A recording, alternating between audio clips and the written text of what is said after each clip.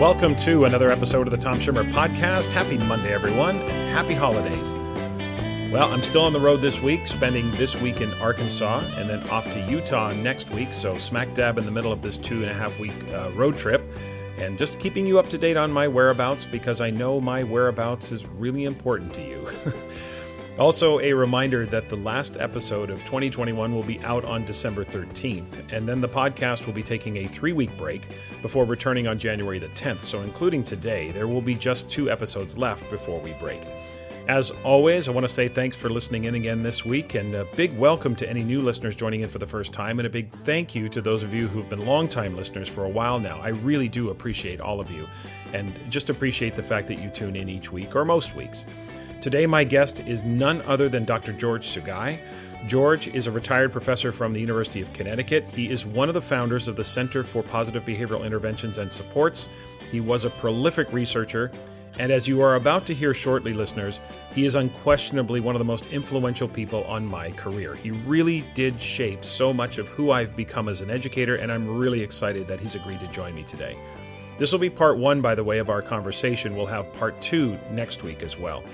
In Assessment Corner this week, I'm going to focus on the importance of student mindset and belief, and how it greatly influences student receptivity to feedback and their willingness to keep learning. So, that's today's plan. Let's get to it.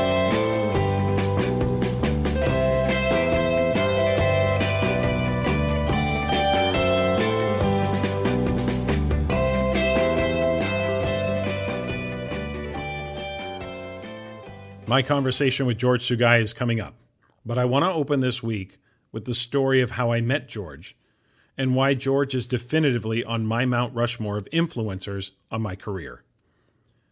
In August of 2000, I was sent, along with 3 other administrators in our school district, I was sent to participate in the Pbis coaches training in Vancouver.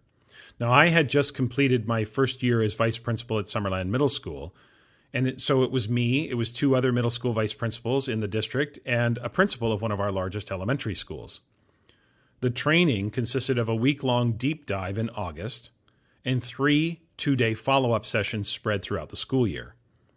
The week-long training focused mostly on our conceptual understanding of Pbis. And then the follow-ups would be more training of conceptual understanding, but also having us share our implementation efforts, our successes, and our struggles. Now, the week-long training in August of 2000 was at the University of British Columbia Law Building, and in many ways it was really the perfect spot for that session. Now, it was a lecture hall, so that's not great for group discussion, but the tables themselves extended the width of each row of seats. They were deep enough for our 3-inch binders and our notebooks. Remember, tech wasn't the same as it is today, so we had these 3-inch binders full of material. And the room was tiered, so everyone had a clear view of the screen and a clear view of the presenter. I wasn't really sure what to expect from the training. I knew only what our superintendent had told us when he told us we were going to be trained in Pbis. And I thought, well, it's certainly relevant for my work at the middle school level. Plus, it was a chance to go back to Vancouver 4 times during the 2000-2001 school year, because we had just moved away from the city the year prior, and I still kind of missed the city. But needless to say, day 1 was epic. I'd actually never experienced any professional learning like it. I was heading into my 10th year in education, and while I had attended conferences and workshops throughout the 1990s, they seemed to either offer only one thing or the other. And look, maybe this was just my experience, but it seemed like either I got substance or I got engagement, but not both. It was either a university professor providing incredible depth, but really not very engaging, using overhead transparencies with size 4 font on them, or it was a practitioner spouting platitudes with no real substance to back the assertions. The only exception to that was the year prior. It was August of 1999. This was my first professional learning experience in my new district. We actually had the opportunity back in 1999 to spend 2 days with Rick Dufour in a joint professional learning session with my administrative colleagues in School District 67, but also our colleagues from the Vernon School District, which was just to the north, about 90 minutes north of Penticton. We were at the Silver Star Ski Resort, and we had 2 days with Rick DeFore, which was a phenomenal professional learning experience. But other than that, my professional learning throughout the 1990s had been, well, let's just call it less than favorable. But George was different. From day one, I could see he had both form and substance. He had the research at his fingertips, but unlike my previous experiences, he was also incredibly compelling. He had command of the content, he would inject humor, and he had a presentation style that flowed effortlessly as he led us through the day one agenda. Not only was I immersing myself in the substance of that day one content, but I was also captivated by the person who was leading us. Well, the 4 of us left that first day feeling completely overwhelmed, but also totally energized. We were overwhelmed because the agenda was aggressive, and so we did cover quite a bit of material on that first day, and that was just 1 day. We still had 4 days to go. But we were energized because George had masterfully led us to understand that we could transform our school's culture through the teaching of pro-social behavior and the systemic approach to a 3-tiered logic or a 3-tiered framework. We know that the 3-tiered framework or logic is still, quite common today. It's fairly ubiquitous, but 21 years ago, it wasn't that common. It was still relatively new within the school setting. So our heads were spinning. And that first night at dinner, we could not stop talking about what we had learned that day. We were excited for day 2. We were energized, but we were also mentally exhausted, so I don't think any of us had any trouble sleeping that night. So we're back at it the next day. And I honestly can't wait for the session to begin. It was one of those typical agendas, right? You've got 90 minutes, there's a break, 90 minutes lunch, 90 minutes a break, 90 minutes, and we're finished up for the day. Now, I don't know why this happened or how this happened. I just know that it happened. About halfway through the first segment, so we're about 45 minutes in on day 2, and George is now going deeper with school-wide systems and some implementation models, I get this overwhelming rush of emotion and energy. I know this is going to sound a bit corny, and look, you're just going to have to take my word for it, but I promise you, this is exactly how it happened. As I'm sitting in the session 45 minutes into day 2, I could physically feel a tidal wave of energy and emotion hit me. And as I watched George presenting, a voice inside my head said rather loudly, I'm going to do that one day. I'm going to do what he's doing right now. Now remember, this is day 2 of what is essentially a year-long training, and I'm already making internal declarations that I'm going to be like George. But that feeling never left me. It never left me for the entire year. The rest of the week, the 3 follow-up sessions, the work we were doing in our school, that feeling never left me, and it actually fueled me because I knew that to be like George, I had to develop a level of expertise. So the work, our efforts at Summerland Middle School were judicious. I was, of course, responsible for leading this effort. And I don't say that from a position of ego or arrogance. That's what I was told. That's the superintendent said, you're going to this training. You are expected to lead this initiative in our middle schools. So we were expected to do that. So every detail mattered to me. Every effort mattered to me because what was fueling me was that overwhelming feeling that I wanted to be like George.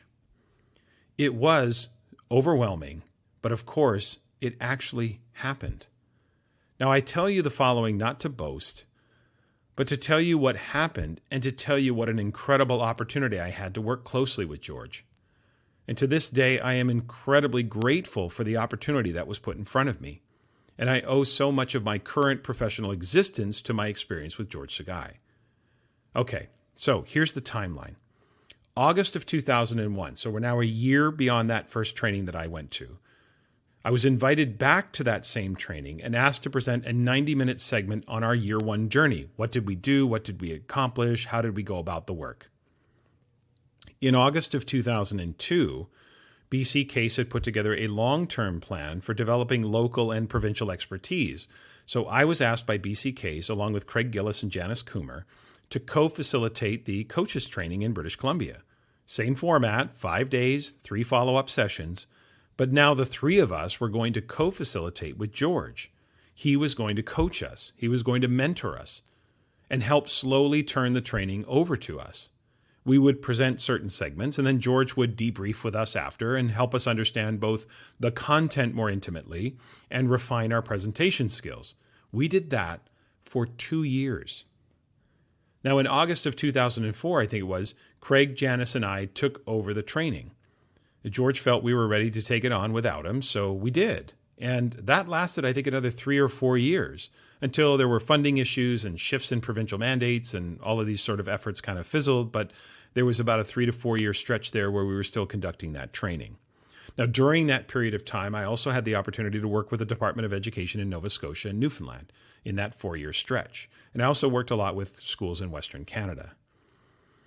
And I'm telling you that because I want you to know that, now, again, not to brag or say, hey, look what I did, but to let you know that that feeling I had on that second day of the training actually manifested.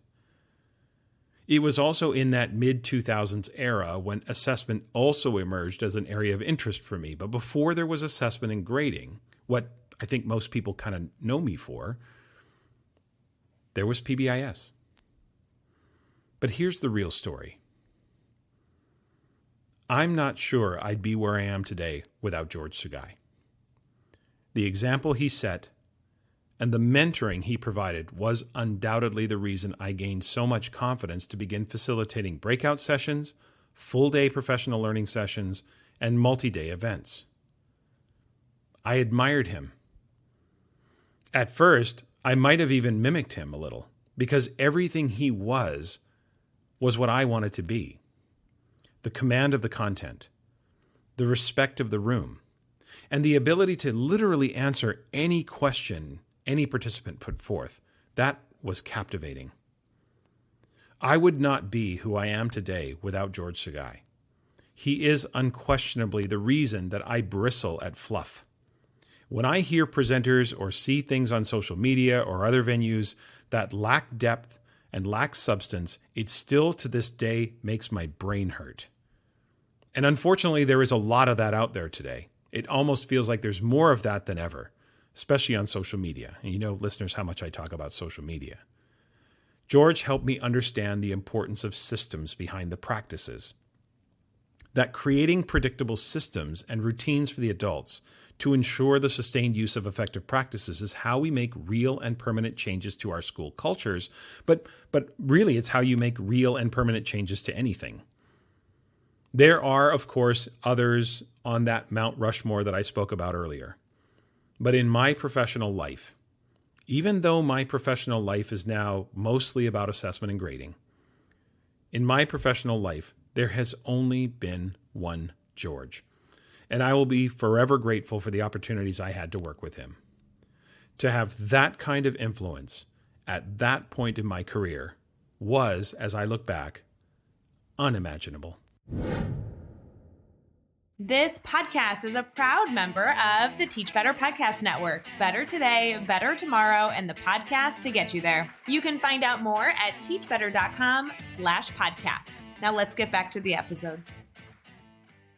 Here today for the interview is Dr. George Sugai. George is Professor Emeritus at the University of Connecticut, having retired in 2019. His research and practice interests include school-wide positive behavioral support, behavioral disorders, applied behavioral analysis, organizational management, classroom and behavioral management, and school discipline. He has been a classroom teacher, a program director, a personnel preparer, and an applied researcher. Currently, he is a senior advisor for the OSEP Center on Positive Behavioral Interventions and Supports. And listeners, of course, as you just heard, George was a monumental figure and influence on the trajectory of my career. So I am personally thrilled to have George here today. So George, I want to welcome you to the podcast. Thank you very much. Good to see you, Tom. It's great to see you. And all I can say, George, is that if I were to put together a Mount Rushmore of influencers on my career, you definitely would be on there and maybe even be my first choice. And so well, it's a little worrisome that I may be responsible for your behaviors, but it's too late now, George. You've had too much influence me over the years. Good and bad. Yeah, well, I'll take it for sure. There, of course, is a ton to get to, and of course, we're going to do this in two parts. So, listeners, you are going to get 2 weeks of George. You'll get a double dose as we head into the winter break. But before we get into the specific topics of our conversation, I want to ask you to take us back to the beginning of your career. Of course, most would be familiar with your work from your days at the University of Oregon, and of course, more recently at the University of Connecticut, and of course, as the co-director of the National Center of Positive Behavioral Interventions and Supports.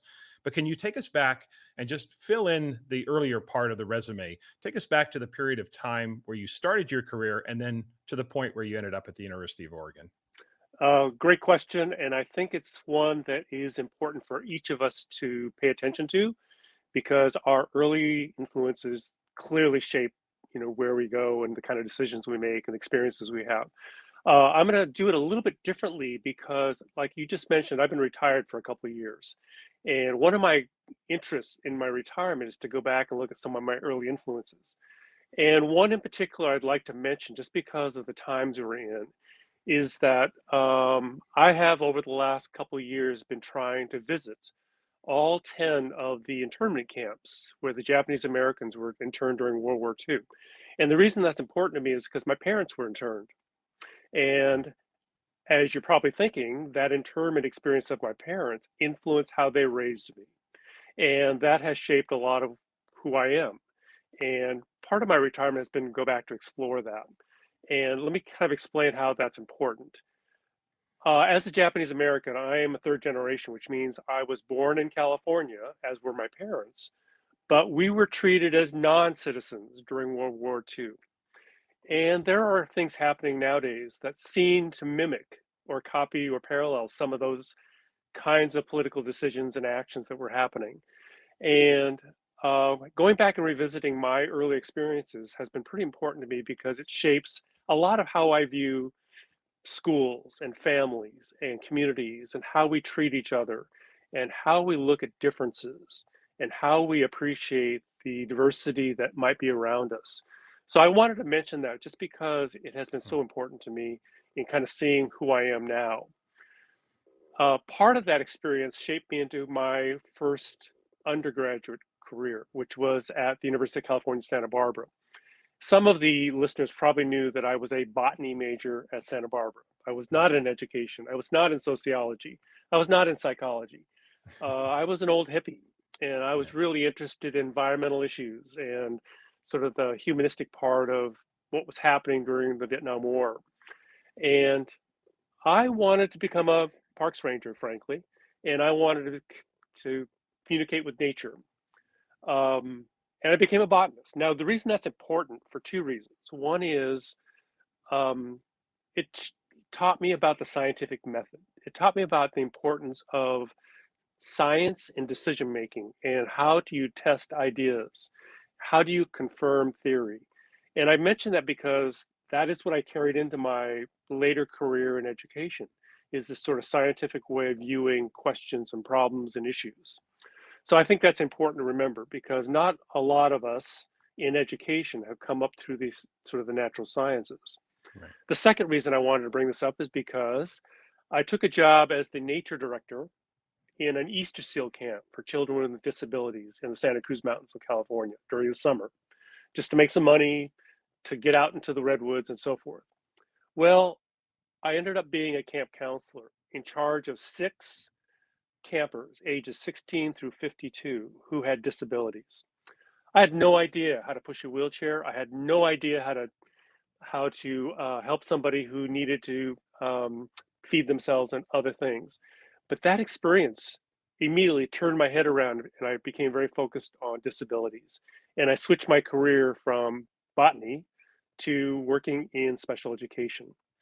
And so those kind of early experiences, how my parents raised me, their experiences that shaped how they interacted with me, and my initial experiences in the scientific kind of realm really shaped who and the kind of decisions I made when I moved into education. Yeah. And then where did the career start in education? Why? So special education, where did you begin your career sort of within the school system or as a classroom teacher? Where did that all begin? Yeah. So as I mentioned, I got my undergraduate degree in botany because my parents said, you got to get something that we paid for. You can't switch majors now.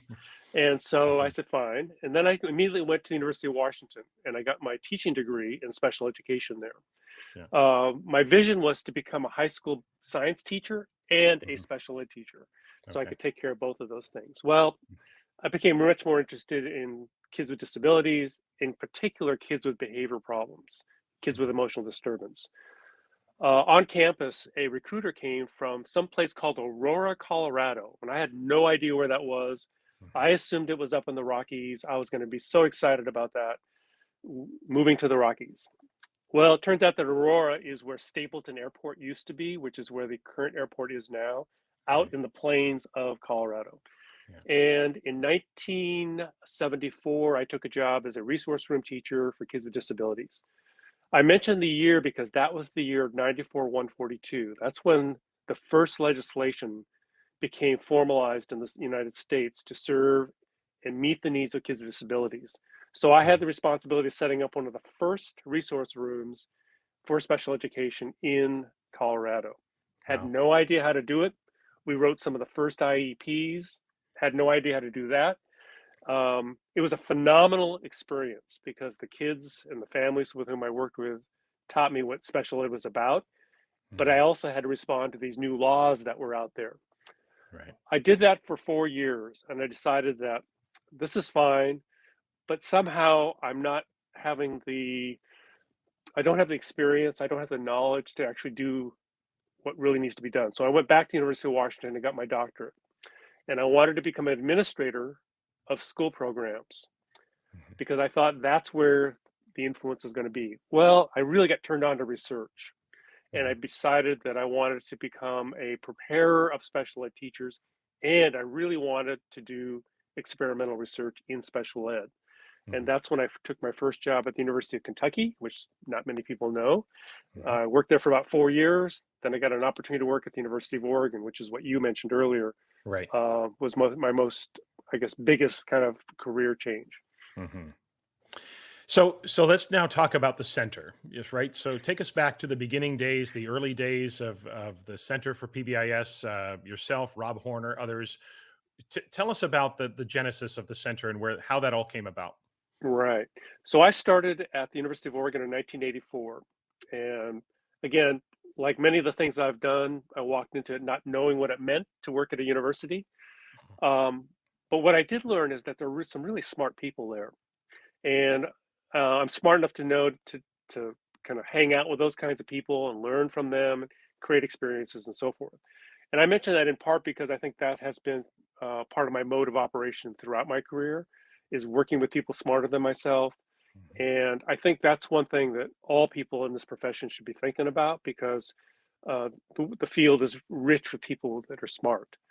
Like I said, I started in 1984, but around 1990, 91 or so, I met this guy named Jeff Colvin. And Jeff Colvin, as many of you know, probably listeners know, is a person from Australia who is brilliant at school-wide discipline and working with kids with behavior disorders.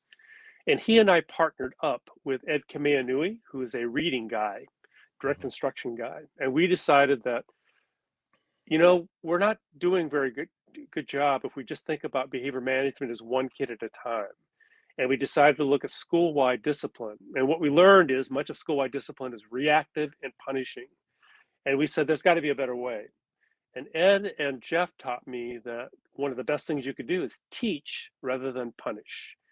Teach social skills, teach academics so kids experience success on the academic side, build their self-concepts and so forth. So the early years of PBIS started with something called Project Prepare. And Project Prepare was our early effort to do school-wide positive discipline. And then, as British Columbia knows, it turned into something called EBS, Effective Behavior Support, because some of our schools there wanted to become an EBS school, that they kind of named themselves. And so the project became EBS, and then I met people like yourself and Kathy Champion and Don Chapman and others, and we transferred EBS up to British Columbia. And as a result of that experience, we said, you know what, we could probably do this better in the United States as well. And we had a chance to apply for a grant. We applied for this grant called a Pbis grant. Fortunately, Rob Horner and I, who kind of wrote the initial grant with some others, got it. And that's where the center got started. Yeah. I'll finish by just saying we had no idea what it meant to be a Pbis center. We just thought we were just going to do school-wide discipline. We just thought we were going to go out and do in-services to schools. But over time, we learned that that wasn't the best way to go. Right. And I'll kind of address that as we go through the rest of the time. Sure. Am I remembering correctly that you and I think you had told me once that the positive behavioral interventions and supports was the name that you came up with because the grant application required a title or something? Am I remembering that correctly? You are remembering it exactly right. Yeah. And the interesting thing is when the United States Congress wrote the legislation for the funding of the grant, somebody called it the Pbis grant or the application, the Pbis application. Yeah. I don't know who named it that. I don't know where it came from. It wasn't our decision. When we got the grant, we wanted to change the name, frankly, because Pbis was not a known set of terms. It was not familiar to educators. And we wanted to call it, EBS, or we wanted effective behavior support. We wanted to call it positive discipline, anything except Pbis. And but by law, we had to call it that because that's what our funding was. That's what the Congress wanted.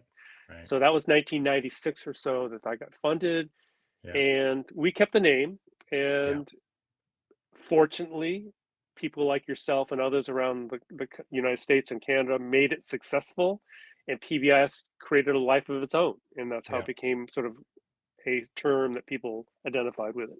Sure. Yeah. The EBS part, I still remember we were all schooled on the work and the forging of the new pathway by Fernridge Middle School and That's their exactly EBS right. efforts. And I think we can all remember that. Okay. So let's talk about Pbis now, because we know that Pbis has its roots in the behaviorist theory of psychology, but of course there are other theories out there. One that of course is quite prominent today is the constructivist theory of education, or constructive theory of psychology, which surmises that students construct knowledge through their experiences. And we see that manifesting in project-based learning and inquiry-based learning approaches, et cetera. So here's where I want to go with this. How important do you think it is for the everyday classroom teacher or school administrator or school district to subscribe to a theory of psychology as they approach the work? Because I hear some educators, for example, proclaiming things like, I'm a constructivist teacher. Is that important to be grounded in a particular theory of psychology? Or do you think that actually might interfere with our ability to adapt to the complexities of learning and the complexities of behavioral support? Right. So I'm going to answer broadly first, and then get really narrow with your question, and go back to what we just talked about with Pbis. I think it's really important to understand at the beginning, and I'm going to say this throughout the discussion, is that Pbis is not a practice. It's not a theory. Pbis is really just a framework or a logic. It's a way of doing business. Now, having said that, though, I think it's important to know that the logic has a theoretical or conceptual foundation, and that comes out of the behavioral sciences. And I say that intentionally because Rob and I are behavior analysts, and we decided to build an approach that we could defend, that was theoretically defendable, meaning that there has been a tradition behind it.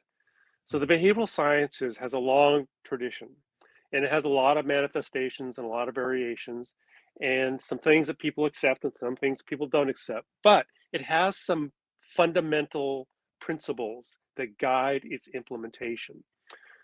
And I say that because I want people to understand that 30 years later, Pbis is still a behaviorally based framework. And it's dangerous, I think, to try to say that it's something that it isn't, or try to modify it when the research hasn't been there to support that. So, having said that, I think it's really important for every educator to be able to define who they are with respect to their practice. And that is, as you just said, identify some theoretical framework that grounds their decisions, that grounds their actions. Now, what it's important to me is I'm perfectly fine with people picking a theory, as long as it's defendable, meaning that there is a tradition, some empirical support for its basic fundamental rules, and so forth. I have chosen the behavioral sciences, behavioral theory, as my framework for doing business because I believe I can defend its basic framework. I can say what its advantages and disadvantages are and how it is the same and different from other theories. Mm-hmm. The constructivist theory and other theories, not just the constructivist, sometimes come in conflict with the behavioral theory because by definition, they're different. Right. And it's probably going to be always a case where there's an acceptance or unacceptance based on one's view of the world. If you're not a behaviorist, no problem, and you want to approach your solutions for classroom problems, for teaching, in a way that you feel is comfortable. I know that one thing you're going to ask me towards the end of this interview is what's most important to me. And I'm going to argue that one thing that's most important to me is the student benefiting from the decisions I make? Mm-hmm.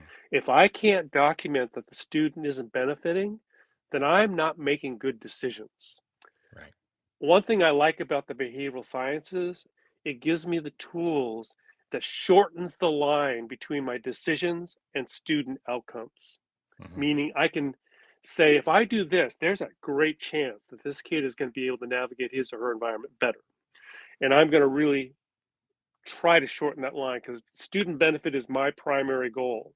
I don't care if I'm working with the U.S. Department of Education secretary. When I make policy decisions with him or her, I'm going to say, I need to make sure I can draw a line between that decision and the student benefit. Mm-hmm. Mm-hmm. So to get very specific, you mentioned something about it's really important for students to construct their own knowledge, to construct their own kind of perceptions of their experiences. I absolutely agree with that. I think that makes sense. Kids need to be able to become good self-managers. They need to be able to make good decisions. One thing that the behavioral or the Pbis approach focuses on, however, or though, is that kids need to be sometimes taught some of the fundamental tools to be able to navigate their environment, how to learn how to assess their environment, how to learn how to make decisions about what other people are doing, how to learn about what is disrespectful and respectful. And by learning those skills, they have experiences that shape who they become, how to shape their future decisions and behaviors and so forth. I think our approach to becoming self-actualized is a little different, meaning that we're tool-driven in the beginning, or we want to help kids learn how to organize their environment for success. I have 2 kids. I want them to become good self-managers. I want them to become independent, but I also want them to learn how to make good decisions that is not harmful to themselves, others, or the environment. And so I want to help make sure that they have experiences that help shape that kind of perspective. Right. That's a lot of words to say. Theory is important. Yeah. I'm not trying to. Yeah. I wonder sometimes if sometimes we go too far. I guess I'm just trying to hypothesize that maybe we lock ourselves into a silo and aren't a little more malleable about the overlap between a lot of theories and practice. Right. I'm wondering too, George, just since you brought it up, are there theories out there from your perspective, and I'm legitimately curious about this, that from your perspective are not defendable? Yes. I don't know that I could. I don't feel like I'm in a position to kind of name them. However, okay. I think good theories have a strong empirical foundation, meaning that there's been tests or studies or research done to test the basic premises or basic fundamental rules. You mentioned something about positive reinforcement, about the impact of feedback, the impact of experiences. The behavioral literature is overflowing with studies that document how influential experiences are to learning. Mm-hmm. When we give corrective feedback in reading, when we tell somebody that that is wrong or incorrect, when we tell somebody, here is a better way, all that form of feedback has been experimentally been tested. And if it increases future performance, it's been labeled positive reinforcement. Right. I think where we get in trouble is when a counter theory or an opposing theory puts a value on that statement. Oh, positive reinforcement is bribery. Well, bribery actually is not in the vocabulary of the behavioral sciences. Right. It is considered unethical to shape people to do behaviors that are illegal or Yeah. inappropriate. hmm Absolutely, so we're not going to argue with bribery as being good or bad. It's bad. Yeah. Yeah. But we're going to argue that what we're doing is not necessarily shaping illegal behavior. Right. Right. So we're going to definitely come back to that. I definitely want to take a deeper dive into that area of positive reinforcement and some of the misinformation and, quite frankly, a lot of the hyperbole that's out there in reference to that. But I want to shift a little bit here to. I tried to get you to name a theory, by the way. I was hoping, but I didn't think you'd take the bait. But I want to shift here to the three-tiered framework, and obviously we talk about the triangle. That, of course, is fairly ubiquitous at this point. And I have two questions I want to explore with you. Whether you're coming at it from the angle of RTI or PBIS or MTSS, whatever approach or label that people use with it. We know that the triangle is, typically emerges at that response rate of 80, 15, and 5, 80% tier 1, 15%. And those are just targets. It's not that it's locked in stone, but we know that that's kind of the response rate. So my first question is, where did the triangle come from? And how did we, and I'm using the royal we here, how did we figure out the 80, 15, and 5 designations for those tiers? All right. Again, a great question, and one that we continually address and have addressed over the last 30 years, because it's like the first myth I told you before. PBS is a practice. Well, it's not a practice, it's a framework. So Right. the reason I mention that again is because the framework has some tenets that make it a viable framework. One of the tenets is prevention. Yeah. We're all about kind of preventing the development of problem behaviors or preventing problem situations. We're in the business of preventing future problem behaviors from occurring again, once they've already started to occur. Now, where we started in 1992-ish or so, actually a little bit later, 1994, with Hill Walker's work and some others, is we learned that if prevention is going to be a viable principle, it needs to be something that it becomes tangible, something we can work with. So we stole from the public health literature the notion that prevention is a tiered logic. And what I mean by that is that if you look at the public health literature, it basically says we need to organize the world so that everybody can be healthy, successful, safe. And that everybody is the royal everybody. It's kind of like, how do you prevent heart disease? Well, you can prevent heart disease by eating well, exercising, dieting, getting good sleep. That's tier 1. That's universal. That's what we want to promote. Right. But there are some of us who need a little bit of extra in order to prevent heart disease. We don't exercise as much as we should. We sometimes don't get enough sleep on a regular basis, and so forth and so on. So we might need to have a little bit of coaching, and we might need to have some peer support. That's tier 2. That's a little bit more intensive support. And there are some of us who, because of the bad luck of the draw, because of our lifestyles, whatever, have risk features. We might have diabetes. We might have heart disease. We might. And those increase the risks of heart attacks and so forth. So what we need to do then is come up with more intensive, more individualized treatments, medications, and so forth. That's tier 3. Now, we said that logic that makes great sense. Why can't we apply that to the social sciences, i.e. education? So Hill Walker and his colleagues said, when you're working with kids with emotional disturbance, they need to have an environment that is positive, caring, and safe, tier 1. We need to treat all kids with behavior disorders, with respect and teach them about responsibility. Some of those kids, in order to navigate their environments, need something extra. So we're going to provide them with some small group counseling.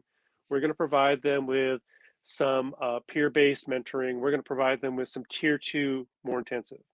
And some of those kids, like Tom, he's going to need an individualized plan that's unique to him, because his behaviors require some high intensity, high frequency, high dosage experience, tier 3. Hill Walker said, if we're going to work with kids with behavior disorders, we can't just do tier 3 with them. We have to do tier 2 and tier 1 with them. They need to create a total experience that's positive and preventative. So then Jeff and I and Rob, we stole that from Hill, who stole that from the public health literature. Right. And we said, let's create school environments like that, where everybody, all 400 kids in a school, all 1,500 kids in a secondary school, all those kids experience a positive, safe, a respectful environment. Some of those kids moving around that environment are going to need a little extra reminders. And then there's always Tom, who's in that third period class. He's going to need an individualized behavior contract. Yeah. But let's organize our practices, our interventions around that tiered logic. Now, a couple more things and I'll stop yapping away here. Yeah. And that is, the 3-tiered logic is only a logic. You could have 4 tiers. You could have 7 tiers. You could have, whatever. What's important is that we think about it as a continuum of experiences. Right. So let me give you a very concrete, important example. Recently, there's been some work being done focusing on the impact of positive greetings at the door. We actually have really good research now showing that if teachers greet their kids at the classroom door, you can have a big impact on reducing problem behaviors in the classroom and increasing academic engagement when the first direction is being given. Positive greeting at the door is a universal intervention. Good morning, Tom. Good to see you. Don't forget to hang up your backpack. It can also be used for tier 2. Good morning, Tom. Good to see you. Don't forget to hang up your backpack. And by the way, Jane here is going to accompany you to your seat to show you where to put your lunch. I've got a tier 2 intervention in place now. Then I might have, Tom, don't forget to check off on your self-management card that you got to class on time. Those are 2 tier 2 interventions being applied at the greeting at the door. Right. And then there's Tom walking in the classroom, who I say to Tom, hey, Tom, why don't you please go down to the counselor first before you enter the classroom? Because the counselor has an important message to give you before you start your work. And that message is a cool off because you look a little tense to me. That's a tier 3 intervention being applied at the door. Now, in that example, I've done all 3 tiers at the door for all 30 kids, but I've also applied a tier 2 and a tier 3 intervention. It's a continuum. It's something that you intensify based on how the kid walks in the door. It's how the kids walk in the school door. It's how the teachers experience the classroom. So I think it's really important to think about this as sort of dynamic and as a logic, and it's prevention oriented.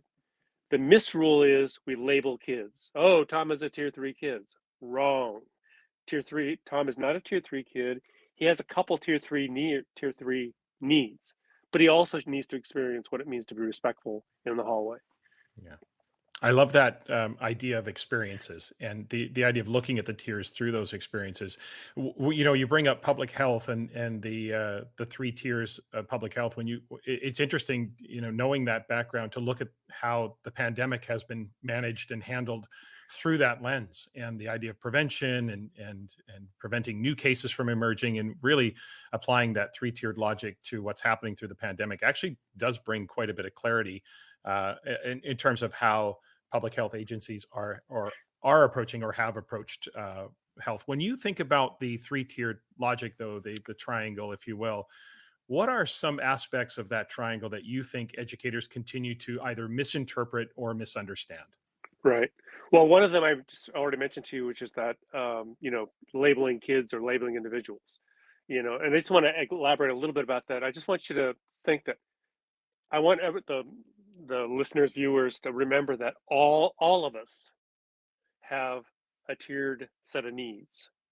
When I visited Jamaica, people there were speaking patois. I had no idea what they were saying. I needed a translator to be standing next to me. I needed tier 3 supports for translating patois. In my research group, I know what it means when you say that there's a probability of significance, score. I would not know how to calculate that. I have a group of researchers who I fortunately get to work with, who help me learn how to do those statistics. So I have some tier 2 needs in my own work. I think all of us have a set of needs and a set of experiences and practices.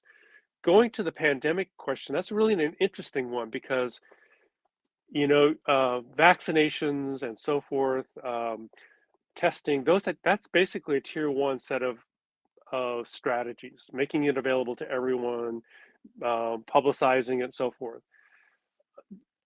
I don't know that in the United States we've done a very good job with tier two and tier three, however. There are individuals who might need a little bit of extra help to get access to vaccinations in their neighborhood because they don't have transportation, they don't have the financial, whatever. They don't have it as part of their peer group as being, prompted or coached. There's some people who actually oppose vaccinations and so forth. And the kinds of supports that are needed to help them join or participate in the prevention strategies there becomes much more intense. So I think we understand that there's a need for tier two, tier three supports in a variety of different areas, not just in vaccinations and pandemic, but I don't know that we'll always put those interventions in place. And I mention that because I don't know we do that in education very well either. We put in place, a lot of schools will come to us and say, we want PBIS in our schools. We need help with Tom. And they're really asking for tier three supports for Tom, when in fact, they don't have a good foundation for doing that delivery of tier three to Tom because tier one is not in place. So that's a long way of saying one of the troubles with the tier three tiered logic is jumping only to individual tiers and not thinking about the total continuum across. I want to go to one more point, which I forgot to address, and then I'll stop again. And that is, you mentioned the 80, 15, and 5. I forgot to mention that that is also part of the prevention public health logic. Basically says that if 80% of the population is doing okay, we're probably doing okay with our tier one universal interventions. That's also, if you think about the pandemic response, there's quite a bit of comment from the scientists out there saying that if we can get 75 to 80% of our population vaccinated, we might have a jump start in future, cases. That's where that 80, 15, and 5 kind of falls in place. It's a sort of a target or a goal. It might vary by problem how you differentiate that criteria. It could be 60, 30, and 10 based on what you're trying to address.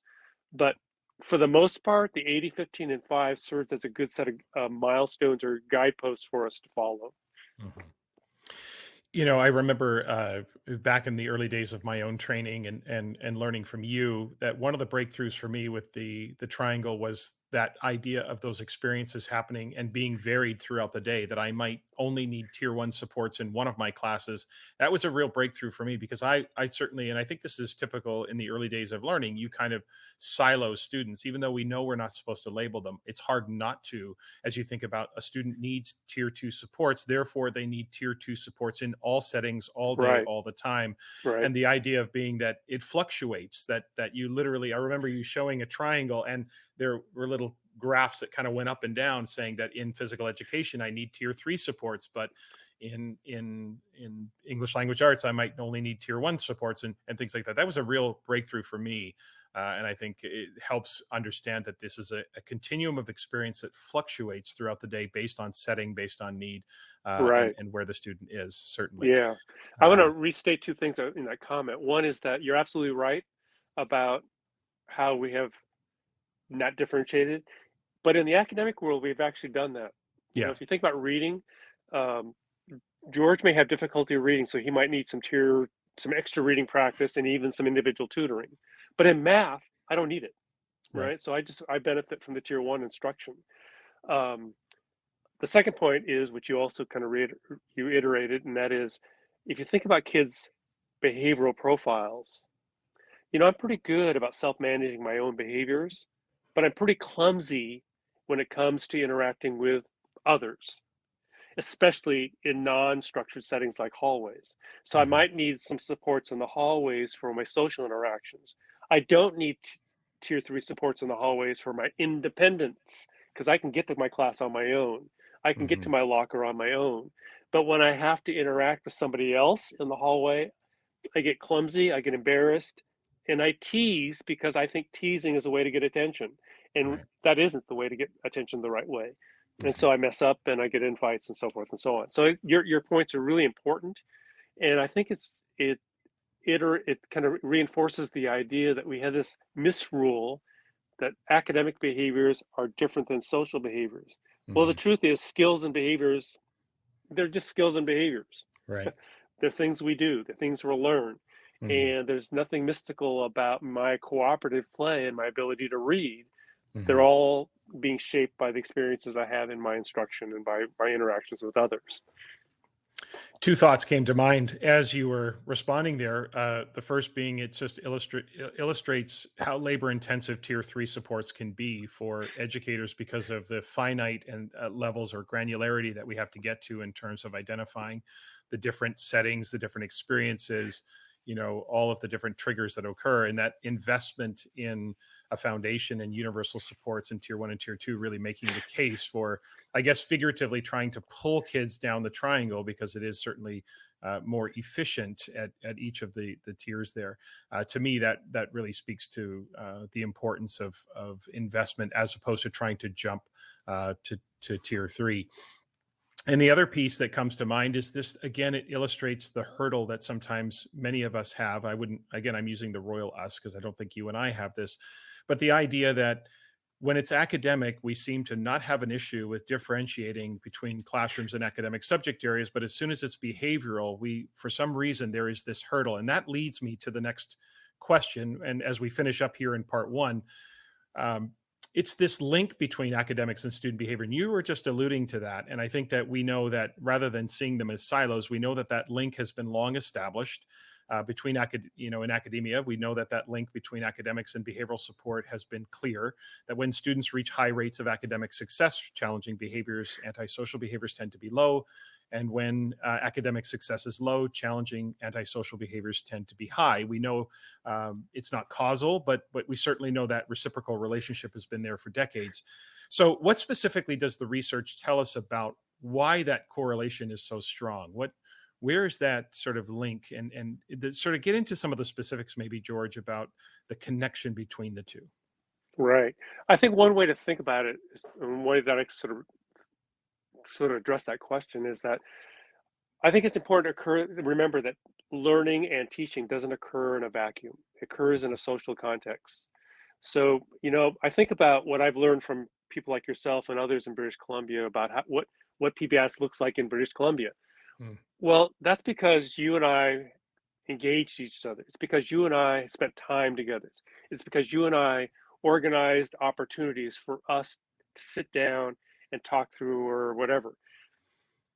Learning about something academic requires that there be some social, environmental structures in place that allow that instruction to happen. You can't teach somebody how to read if they're not attending to what you're presenting. You can't Mhm. teach somebody to read if they don't get feedback about what they're doing right and wrong. You can't teach somebody to read when they're teasing or bullying a neighbor. You can't, so forth and so on. So it's really important, I think, to understand that the association that you described is probably tied to the importance of one thing influencing the other. As you said, if kids are learning to read successfully, they're much more, their self concepts are better, their perceptions about their capacity to learn more is higher, Mhm. and they start interacting with others more positively. And that spins that circle around of having more positive socials, you know? And so I think it's really important not to separate the two, but understand how one is in fact bolstering the other. And you really can't have good learning unless you have good social environments or good social engagements to make that happen. I'll always remember at the University of Washington when I was taught how to teach reading, we spent more time on arranging the environment to get ready to read or teach reading than we did on the actual curriculum, because the curriculum's easy. It's Mhm. getting the kids organized in the right kind of circle. It's getting the materials set up in a way that's accessible. It's making sure that the teacher has a positive relationship with the student, and so forth and so on. That set of prerequisites enables the instruction to become much more efficient and much more effective. So I think, it's important to kind of think about those two together. The other thing I want to kind of quickly mention is that sometimes gets in the way is how we inappropriately treat academic and behavioral errors. When a kid makes an academic error, we oftentimes will say, and as we should say, well, let me teach you. Let me show you another way. Let me give you some more practice. We actually take responsibility for kids' failures or inabilities to learn an academic or to make when they make a mistake. On the social behavior side, when Tom blurts out a profanity, we immediately say, Tom, you stop that. That is inappropriate. And we blame it on the student. Yes, that behavior is unacceptable. Absolutely right. It's socially inappropriate. At the same time, we have to ask ourselves, can we help Tom learn a better way of expressing his frustration? Can we teach Tom a better way of saying, I don't like being teased? Can we teach Tom another way of saying this work's too hard? Can we actually set it up so he doesn't experience failure with that work, so he doesn't have to use those words to express his frustrations? We don't analyze it from a environmental perspective. We focus on blame, which is part of what reinforces the split between the academic and behavioral kind of instruction. Would you then say that it is favorable practice to ensure that all IEPs have both a behavioral and a set of academic goals? Would you say that academic challenges should also be accompanied with behavioral goals, and behaviorally based IEPs would have academic goals attached to them? Would you subscribe to that sort of purposeful mix? So let me respond in two ways. One is that each of us, all kids in classrooms, all of us that are learners, are probably going to have both academic and or behavioral needs. Some of them are going to be more intense than others. Tom is really fortunate. He doesn't have a whole lot of academic needs, but he has a few social. So I don't know that everybody has to have both.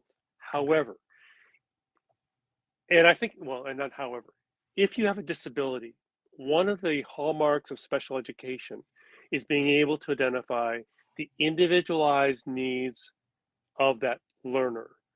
So here's George. George has had some difficulties getting along with others. He's been identified as having some social and emotional disorders.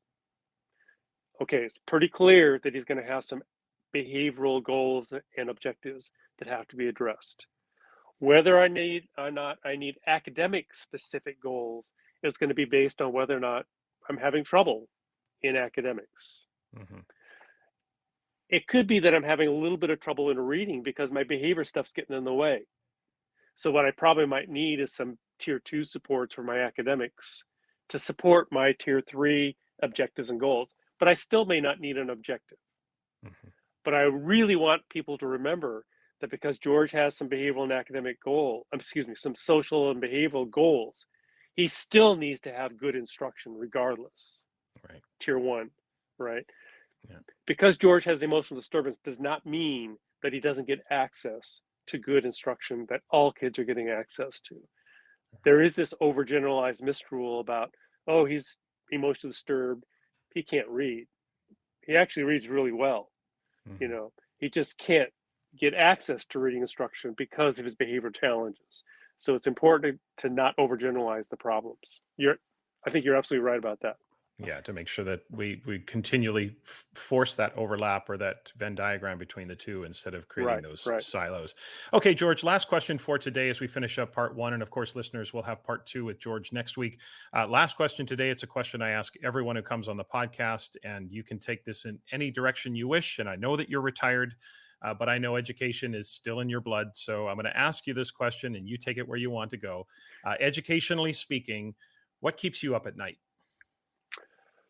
What keeps me up at night which is kind of an interesting thing because it's something I didn't think about when we first started the Pbis Center, but became very important to us 3 or 4 years into the effort. And so what keeps me up at night is our sometimes failure to pay attention to the accuracy of our implementation of an evidence-based practice. Now, I say those things intentionally. Evidence-based meaning that I have some faith that it's going to work. And implementation fidelity, meaning, am I doing it accurately? Mhm. Is the kid really going to experience how it's been designed to be implemented? I think one thing that you brought up earlier is we sometimes provide a kid with a tier 3 intervention, but we don't do it long enough, intensely enough, as the instruction book dictates. We just do it. Okay, you had it this morning, therefore you're going to be okay the rest of the day. Mhm. And that's a failure to follow the guidelines that we would say is really important for implementation fidelity. So what keeps me up at night now is, I've been out of the scene for 2.5 years.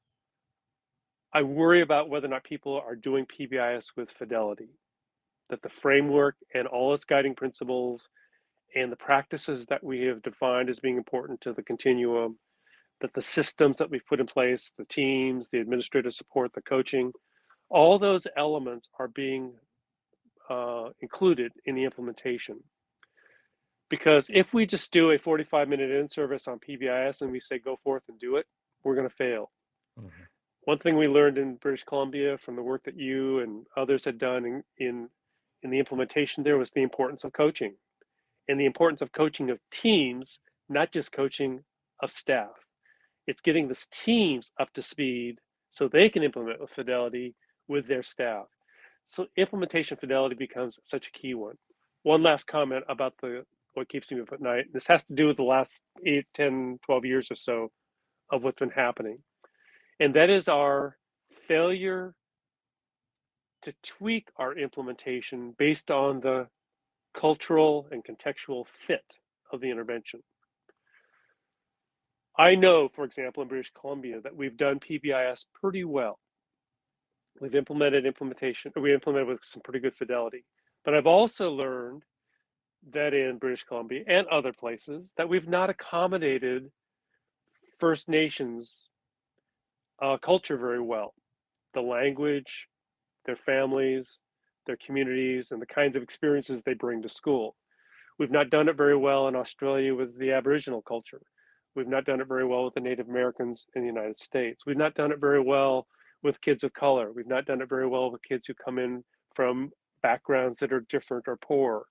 We've not done an implementation tweaking with kids who come in who have migrated or immigrated to the country. We've actually punished some of those differences as opposed to including them. So I think one thing that's important about implementation fidelity is to know that we might have to tweak it for a secondary setting versus a preschool setting. We might have to tweak it for a more wealthy environment in Vancouver than a more impoverished area. We might have to tweak it where the language the languages are different. There might be 2 languages versus 12 languages being spoken. So I think implementation fidelity is being sensitive to the cultural and contextual fit as well.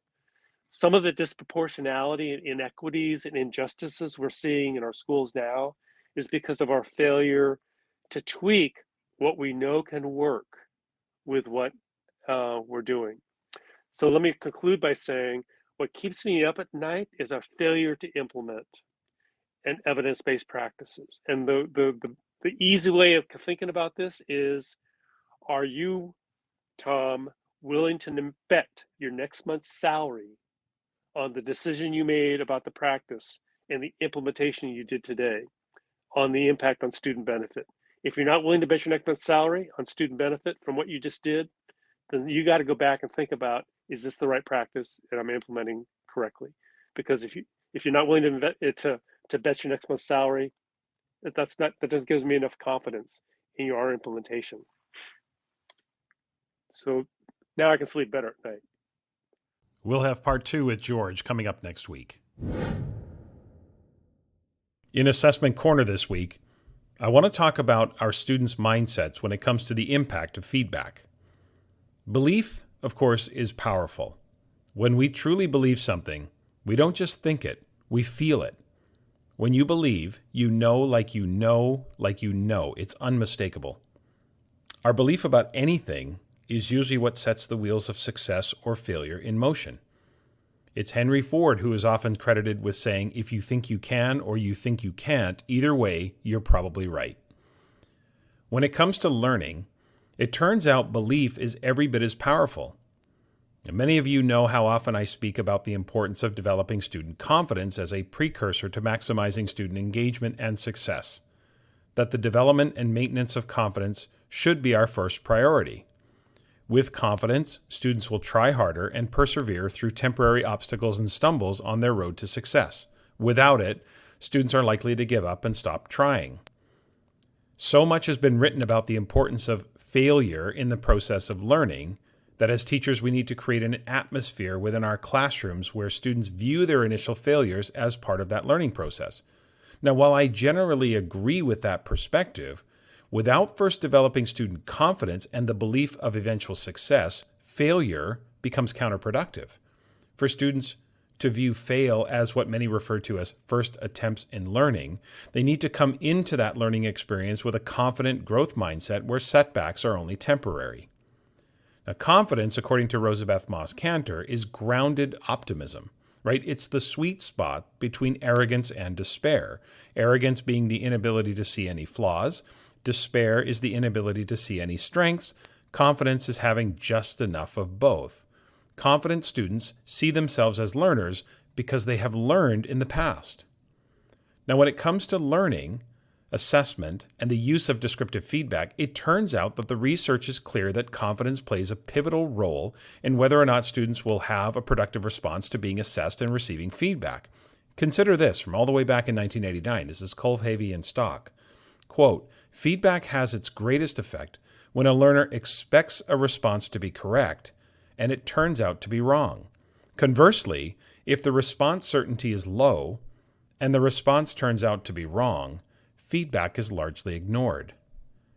In other words, students only have to think they're right for feedback to have its greatest effect. If students don't expect their responses to be correct, then feedback is essentially ignored. What matters is how certain the students are about the correctness of their responses. John Hattie and Helen Timperley, 2007, drew a similar conclusion. Quote, the degree of confidence that students have in the correctness of responses can affect receptivity to and the seeking of feedback, end quote.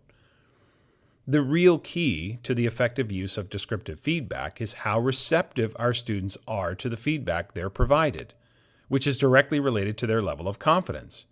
One of the keys to effective feedback, and this again comes from Kluger and Denisi, I talked about Kluger and Denisi last week as well, feedback routines need to elicit productive responses. This is more likely when students believe they can learn.